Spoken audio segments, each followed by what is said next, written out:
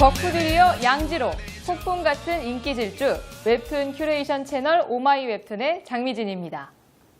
두 번째 웹툰은 출판화나 영상화가 돼서 조금 더 많은 분들이 보편적으로 알고 있는 웹툰을 선정을 해야겠다 하고 고민을 하다가 SNS에서 KDB 대우증권 광고를 보고 이거다 하고 급히 결정하게 됐습니다. KDB 대우증권 광고 보면은 클라이언트들이 이 기획사한테, 광고 기획사한테 광고인 듯 광고 아닌 광고 같은 저희 사장님께서 트로트 가수를 정말 좋아하십니다. 느낌적인 느낌으로 이런 말도 안 되는 요구를 굉장히 많이 해요. 그런데 실제로 만들어진 그 광고를 보면 정말 그 요구를 절묘하게 다 잡아냈거든요. 이걸 보고서 탁 떠오르는 하나의 웹툰이 있었거든요. 도전 네이버 웹툰 연재 5회 만에 정식 연재 결정된 전설의 웹툰이죠. 개소리도 정성스럽게, 병맛도 퀄리티 있게, 그 누가 우리의 일상을 평범하다 하는가. 들어는 봤나? 질풍기획. 워낙에 작화도 굉장히 깔끔하고 특수효과도 완벽한 작품이기 때문에 애니메이션화를 지금 당장 한다고 해도 아주 좋은 작품이 나올 수 있는데요. 실제로 4월 달에 웹드라마화 한다는 기사를 봤어요. 개인적으로는 애니메이션 쪽을 좀 더 궁금해하고 있긴 합니다. 그리고 광고회사 직원들의 삶을 다루고 있기 때문에 이 웹툰 속에 어떤 광고가 들어가도 굉장히 어색하지 않게 너무 자연스럽게 잘 어울려요. 그래서 실제로 이 웹툰을 사용해서 광고를 활용하고 있는 브랜드들도 있고요. 아모레퍼시픽이 일단 그렇고 버렐이라고 하는 등산용품 브랜드도 그렇고요. 무엇보다 이런 특수효과, 이 오버액션 약간 우스꽝스럽기까지 한 이런 과장된 표현들이 마치 그 90년대 초전성기의 재패니메이션 싸다구를 후려칠 정도로 너무 잘 어울려서 가끔 작가님께서 광고회사를 다닌 게 아니라 애니메이션 동화 작가 하셨던 게 아닌가? 그런 생각이 들 정도입니다. 워낙에 이 만화가 오버액션 개그툰이다 보니 이 내용 안에다가 어떤 오그라드는 광고를 넣어도 잘 어울리고 또 이거를 애니메이션화를 한다고 하거나 시트콤으로 만든다고 해도 충분히 굉장히 괜찮은 결과물이 나올 거라고 생각을 해요. 이런 훌륭한 작화를 가지고 깨알같이 병맛 개그를 선사하는 것, 그게 바로 질풍기획의 매력. 제목이 질풍기획인 이유는 등장인물들이 다니고 있는 회사가 질풍기획이기 때문인데요. 왜 질풍기획이냐? 사장님 이름이 질풍태예요. 그래서 질풍기획에 다니고 있는 거고요. 실제로 작가이신 이현민 작가님께서 광고회사에 다니신 적이 있기 때문에 아무래도 이런 에피소드들이 훨씬 더 현실감 있고 사실적으로 묘사될 수 있지 않나 이렇게 생각이 됩니다. 이 질풍기획이 꾸준하게 좀 약간 저는 병맛툰이라고 생각을 하는데요. 저는 이 병맛툰들을 한 두 종류로 구분할 수 있다고 생각을 해요. 이말년 작가님이나 레바툰의 레바 작가님, 컵부 소년들은 무엇을 하고 있을까의 컵부 작가님들, 이런 분들은 실제로 그림체도 그렇고 아주 꾸준하게 병신력을 행사하시는 그런 분들인데 이현민 작가님이랑 노전묵시록 같은 경우는 죄송해요. 작가님 성함이 기억이 안 나네요. 아무튼 질풍기획과 노전묵시록 같은 경우는 뭔가 병맛이지만 뭔가 클래식하고 퀄리티 있고 이런 뼈 있는 맛, 뼈 있는 병신 맛 이런 걸 선사하는 뼈 있는 병맛툰이라고 저는 생각을 합니다. 직장 생활을 하시는 분들이라면은 이 질풍기획 분명히 공감하실 수 있을 거예요. 한 번씩은 꼭 정주행하시기 부탁합니다. 제가 질풍기획 정말 아끼고 정말 매력적인 웹툰이라고 생각하는 이유 중에 또 대표적인 게 캐릭터들마다 개성이 정말 아주 확실하다는 거예요.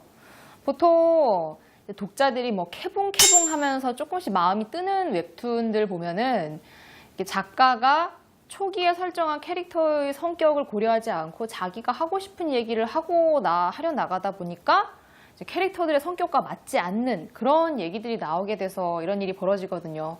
원래 만화는 그런 얘기가 있어요. 캐릭터가 완성되면 그 이후의 이야기는 캐릭터들이 만들어 나가는 거다. 근데 이제 그거를 작가가 거스르려고 하면은 좀 어색한 연출이나 앞뒤가 안 맞거나 이런 일들이 생기죠. 그러면은 독자들이 조금씩 웹툰에 대해서 비판도 하게 되고 마음이 많이 떠나게 돼요. 그런 부분에서 질풍기획은 정말 웰메이드, 수작이라고 볼 수 있겠습니다. 질풍기획의 주인공이 되는 기획팀을 보면 일단 조현철 부장이 있죠. 새치혀로 광고주를 들었다 놨다 줬다 폈다 하는 아주 마성의 그런 캐릭터인데요. 그리고 홍일점인 이일순 대리가 있습니다. 굉장히 여성스러운 캐릭터인데 엄청난 식욕, 그리고 종종 이제 화가 나면은 이제 북두신권으로 변하는 굉장히 터프하고 강인한 그런 매력이 있는 캐릭터죠. 그리고 송치삼 대리, 이 좀 이따가 설명할 김경철이와 함께 어떤 SM 커플 같은 약간 그런 느낌이 좀 나긴 하는데요. 굉장히 예민하고 섬세하고 그렇지만 꼼꼼한, 어떻게 보면은 지금 회사에서 일을 하시는 대부분의 대리님들과 약간 비슷한 정말 현실적인 그런 캐릭터일 수도 있겠어요. 그리고 박팔만 차장, 굉장히 남성스럽고 마초 같고 그런데 아주 여린 사람이에요. 어깨에 앉은 벌을 이렇게 살포시 잡아서 다시 날려보내주는 그런 평화주의자입니다. 중간중간에 이제 이일순 대리랑 약간 그런 러브라인이 조금씩 나오는데 그런 재미도 있고요. 그리고 마지막으로 우리 경철이, 김경철 사원이 등장을 합니다. 사실 일은 못해요. 오타도 엄청나고 갖고 가는 거 똑바로 못 해오고 아이디어도 굉장히 개판으로 내고, 하지만 체력이 아주 좋습니다. 거의 우사인 볼트급의 다리를 갖고 있고, 얘는 진짜 새벽에 그냥 택시 잡지 말고 집에까지 뛰어가는 게 나을 정도로 이런 정말 설정이 아주 매력적인 캐릭터들이 정말 질풍기획을 또 살려주는 아주 그런 감초 같은 게 아닌가 생각합니다. 그리고 그 외에 이제 제작팀 있죠. 릴리용 차장님이나 김을룡 대리, 이름부터가 을 같아. 그리고 앞서 말씀드렸듯이 이제 이 사장님, 질풍태 사장님, 이름이 왜 이따위인지 모르겠어. 와이프 사모님, 사만다류가 아니구나. 아만다류구나. 네, 아만다류 사모님이랑 사모님을 이제 보필하는 그 말투 되게 구글 번역기 돌린 것 같은 그 외국인 그 3인조 약간 들떨어진 애들도 나오고요. 가끔 이 김을룡 대리의 여자친구 이름 되게 이상했는데 깝순인가? 이렇게 아무튼 이렇게 다양한 등장인물들이 또 질풍기획을 같이 이끌어 나가게 되겠습니다. 질풍기획이 에피소드 형식으로 되어 있기 때문에 어떤 전체 스토리보다는 제가 이제 팬의 입장에서 시즌 1, 2를 통틀어 좀 추천해드리고 싶은 에피소드를 몇 가지 꼽아드리려고 하는데요. 첫 번째로 시즌 1 12, 13, 14화의 PT의 현실. 정말 주옥 같은 대사들이 많이 나오거든요. 아마 지금 현업에서 어떤 실적이나 경쟁, 수주와 관련된 업을 하시는 분들은 이 에피소드가 굉장히 와닿으실 수도 있어요.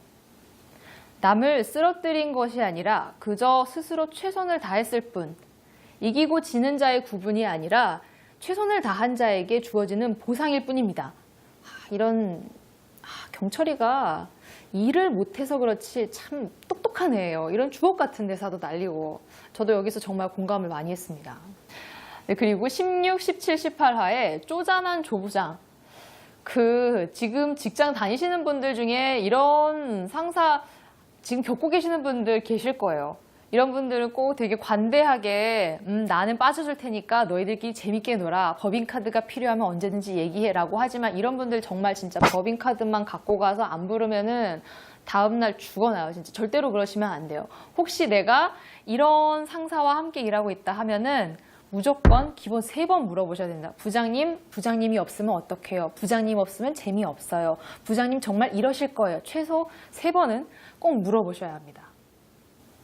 시즌2에서는 백투더 오피스, 소소하게 다른 더 재밌는 것들이 많긴 한데 2부 시작할 때는 저는 이 백투더 오피스 좀 맛배기로 시작하면 된다고 생각을 합니다. 경철이의 엄청난 체력, 이 광고주가 오는 그 상황에서 우리가 열심히 처리를 하고 있다는 걸 보여주기 위해서 한 층마다 엘리베이터 버튼을 누르는 이 우리의 우사인 볼트 경철이, 솔직히 얘는 일을 못해도 자르면 안 될 것 같아요. 이만한 체력 갖고 있는 애를 자르면은 그게 회사의 손실이에요.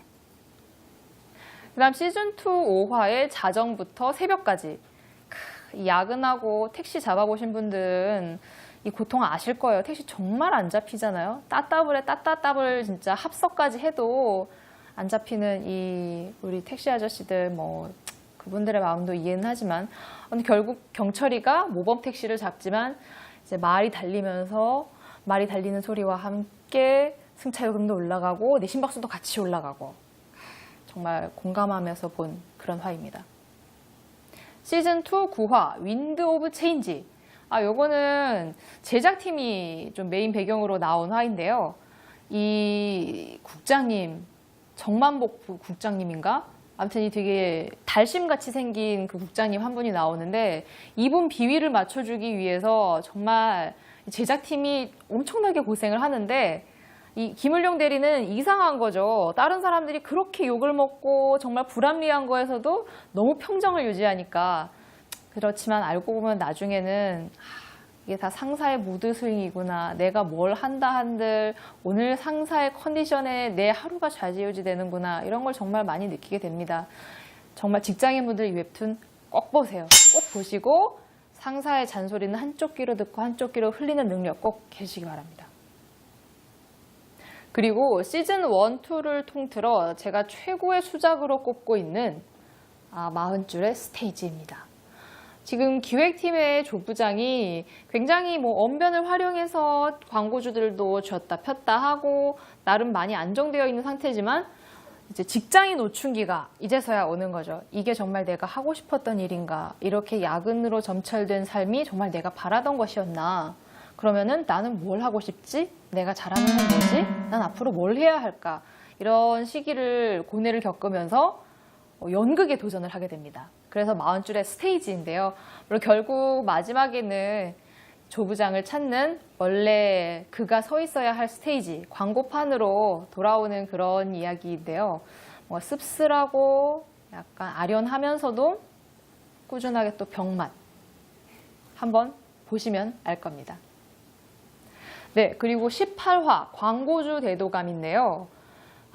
이건 정말 제가 말로 설명할 수가 이건 참 정말 재밌는데 뭐라고 말로 설명이 안 되네.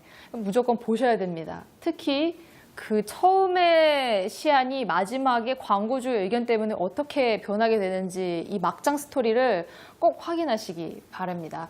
이게 광고판에서는 광고주를 주님이라고 부른대요. 광고주님, 주님 이렇게. 그래서 광고주의 총애를 받는 기획사는 주님을 등에 업은 자라고 부른다고 합니다.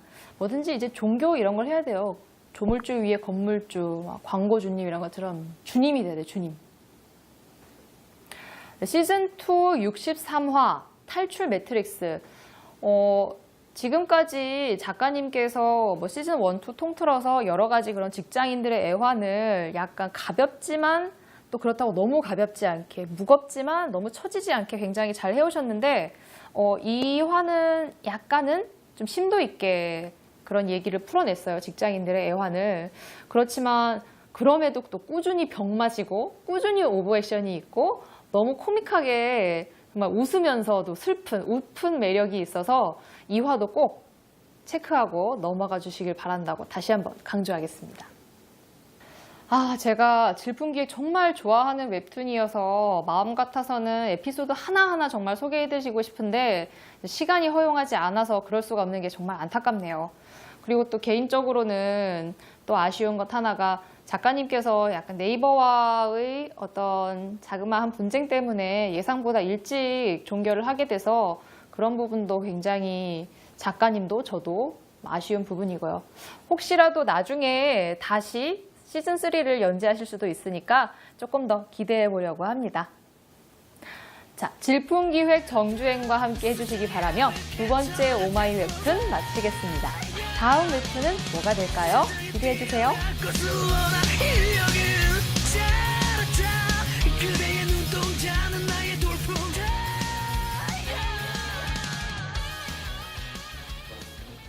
깐숙이다, 깐숙이. 여자친구 이름이 깐숙이였어. 다시 할까요? 아니에요. 이거 보는 사람은 알겠죠, 깐숙인데.